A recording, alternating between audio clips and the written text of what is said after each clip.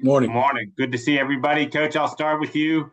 7-5 a year ago, but I know we've worked together long enough. I know the playoffs is the goal, and you guys came up just short of that. As you head into this year, how do you feel about this year's group and getting to that postseason? Yeah, we are extremely excited about this year's group. There's a high level of optimism. There's guys that have demonstrated performance, particularly on the field. There's several that are here that are still playing that played in 22. We won the conference championship back then. Those guys are older now. They're mature. They've played in significant amount of games, and they're part of our leadership. You're talking to two guys. You're getting ready to talk to two guys that were part of that in 22, and now they're captains. And there's several players like them that have been here, that have been here during the summer, that have been endured the elements. That have a lot of them have graduated in terms of having another year of eligibility, but they graduate and they're coming back, and it's been really great to see that there's a level of commitment here by kids staying, by kids wanting to pursue that degree, and then by pursuing a championship because we know what it feels like, and that's a standard.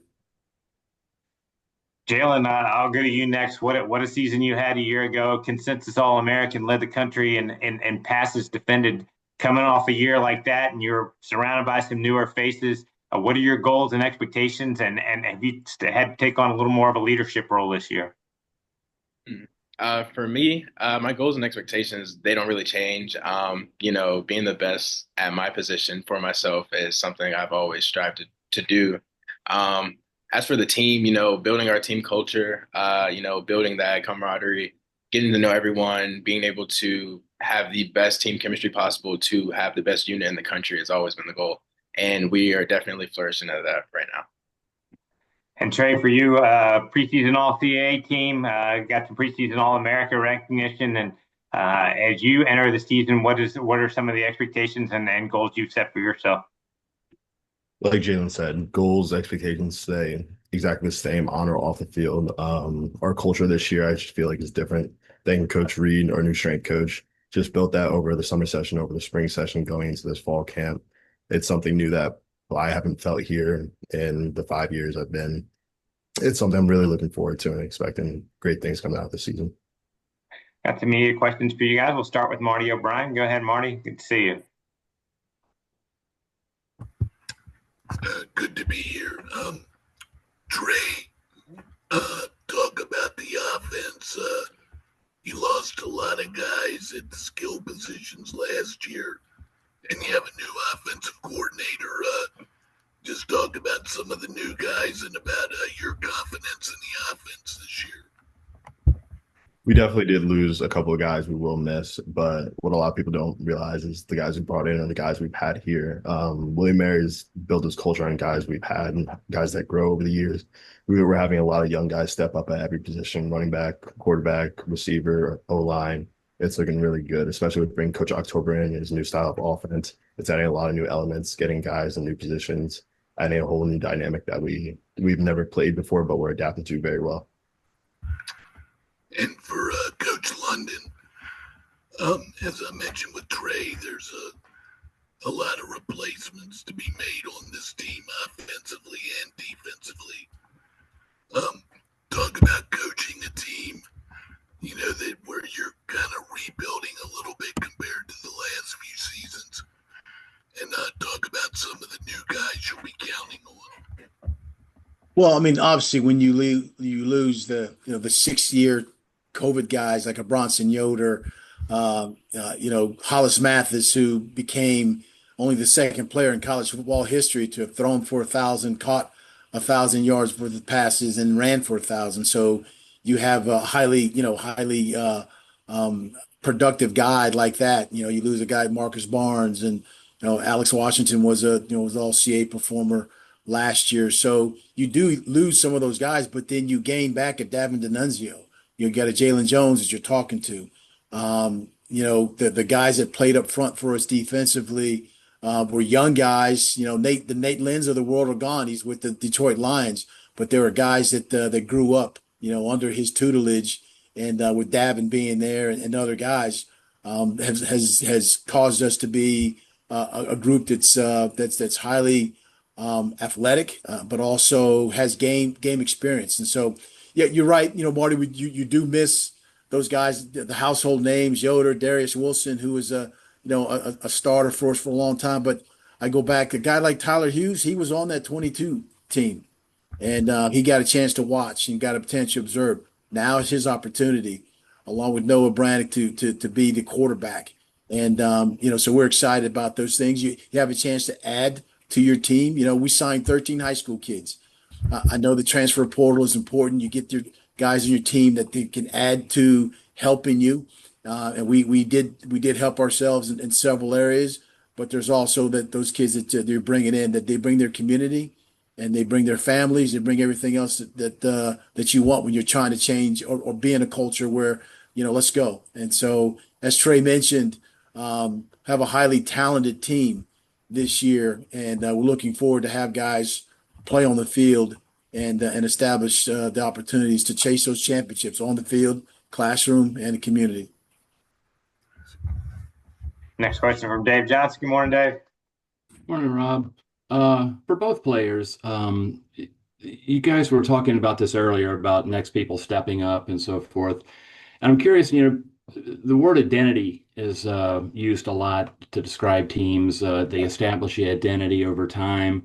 And how important is that when new players come in to step into bigger roles, that they are aware of the identity, they learn the identity? If that question made any sense at all, hopefully it did. Like we say every year, every year is a new identity, new team, new culture. You're losing guys, you're bringing in new guys, but it's up to you to establish what that culture and identity will be. It starts with those spring practices, those summer workouts, bringing in those new guys and raising up those younger guys. It's all about learning from past experiences, learning from those guys above you. And that's exactly what guys have been doing for years and years as they've come up from freshman year, sophomore, junior, senior year, wherever they're at now and ready to step up. Yeah, Trey couldn't have said it any better. It's literally just based off of the experiences from the past years, from the older guys, just molding the younger guys and newer guys into that same exact mindset that they want that they see successful. And, it's just basically figuring it out through summer practices and training camp. And then eventually by the first week of the season, you'll understand what the true identity of the team is. So definitely means a lot. And it definitely helps when you can bring in guys that are able to mold into that identity very quickly.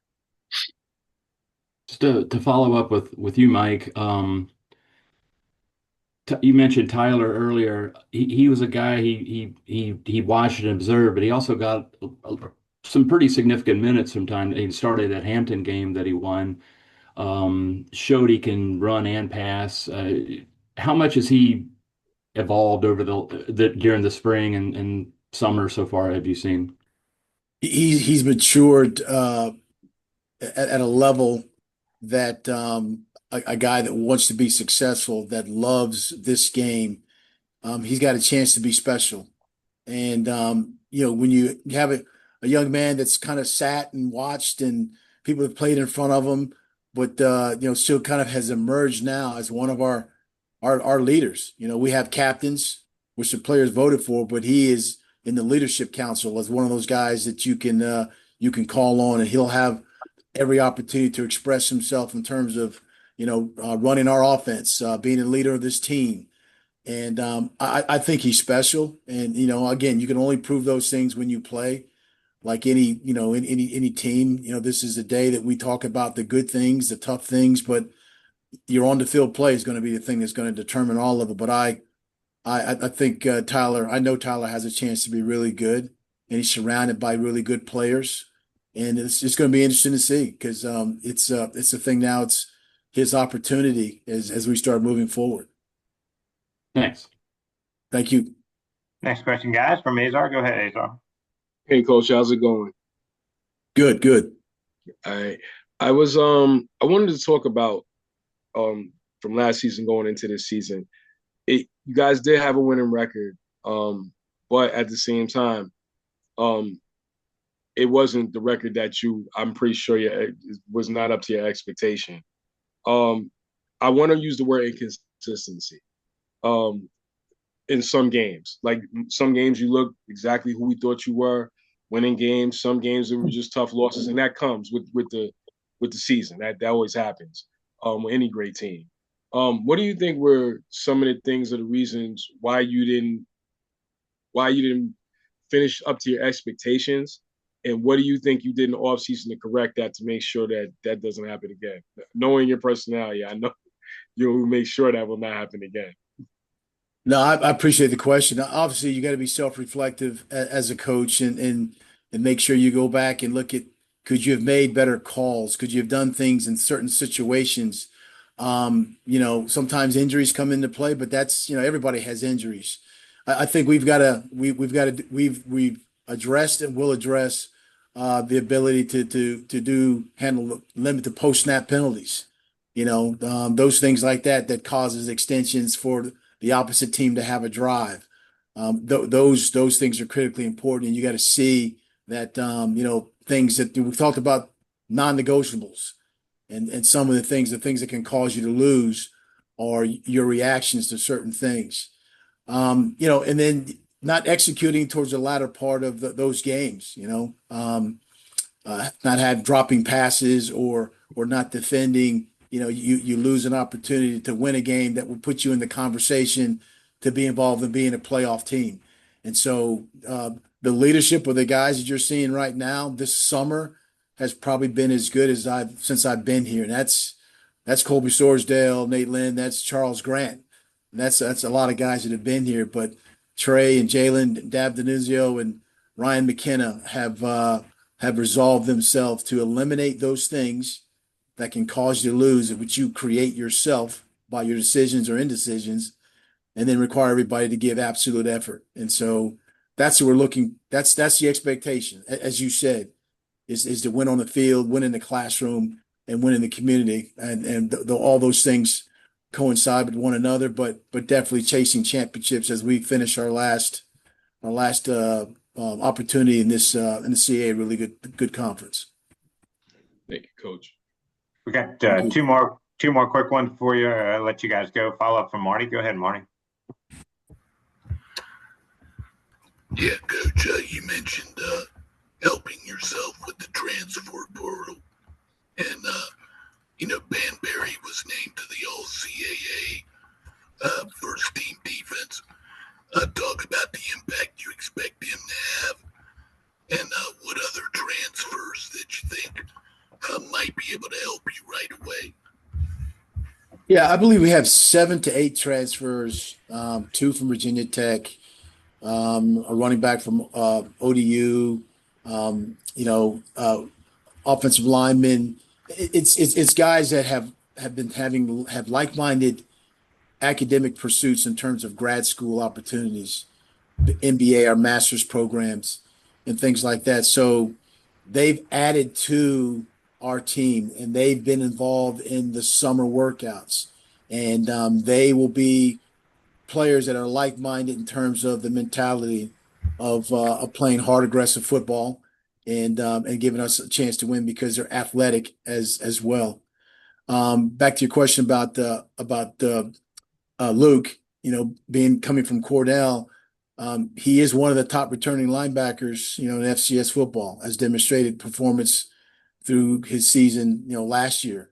He's acclimated himself to being a great teammate, like Trey just talked about. All the guys that have joined us, there's 31 new guys that have come in that have joined us. High school, transfer portal, PWOs, and it's been really neat to watch those guys get into a culture of expectation that Trey and Jalen have talked about, where all we're talking about is winning.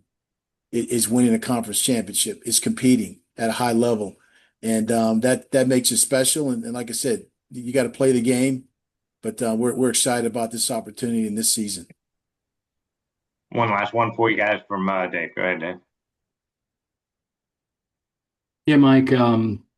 Lots been talked about with the skill position guys, and and obviously losing Charles Grant isn't a cool thing. But you look at Ryan McKenna's got 35 career starts. You've got, I think, 3 or 4 other guys who have at least 5 or 6. How do you feel about the line coming in? Feel good about the line. Like you said, Ryan McKenna, um, we Greg Klingensmith, Caden Lynch, Hayden Rayleigh. Those guys have played in games. And Trey mentioned that the MVP probably for us has been Reed Peters, our strength and conditioning coach, who's done a phenomenal job in terms of the way we lift, the way we train. Those guys, they're out there wrestling. They're doing all kind of things that are commensurate with being an athletic player on the field. And so now we just got to put it all together, and we're excited about that. As you said, Charles Grant, draft pick that decided to stay here. That's kind of that's who we are. That's who we are. That's who we're attracting. That's who we want to attract. And now, these guys that are playing now that you're talking to now they both have high opportunities and high expectations of how this team is going to play and produce on the field. Thank you. Thank you. Mike,